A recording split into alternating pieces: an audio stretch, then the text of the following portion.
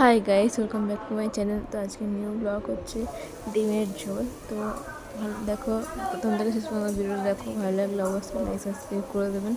তো প্রথমে আমি করেছিলাম ওই পেঁয়াজটাকে ভালো করে ভেজে নিলাম। তারপর আলু টালু আছে, ডিমটা ওই যে সেদ্ধ বসিয়েছিলাম।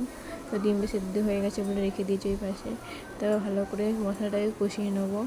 তারপর মেরে দিয়ে 2 মিনিট কষিয়ে নিলাম। তারপর জল ঢেলে দিলাম। জলটা ঢেলে দিয়ে আরও ভালো করে কষবো। যত বেশি মশলাটা কষা হবে তত বেশি ভালো হবে। তার জন্য ভালো করে মশলাটা কষিয়ে নিচ্ছি আমি 1 থেকে 2 ঘন্টার মতো। মানে বেশি করে যত বেশি করবো তত বেশি ভালো মশলাটা হবে। এই জন্য ভালো করে আমি কষিয়ে নিচ্ছি মশলাটা কষিয়ে নিয়ে তারপরে আমি এই আলুগুলো দিয়ে দেবো। ভালো করে যতক্ষণ না বেশি করে এরকম করে নাড়াচাড়া করবেন। এই যে আলুগুলো মাখিয়ে নিলাম মশলার সাথে। দেখুন, আমি মশলার সাথে মাখিয়ে নিচ্ছি, তাহলে ভালো লাগবে।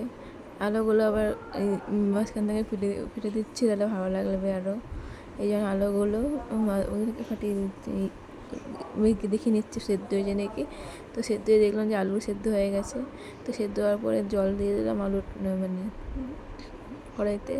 তো খাবার দিয়ে জল ঢেলে দেওয়ার পর তো 10 মিনিট রাখার পর আমাদের ডিমের ঝোল রেডি।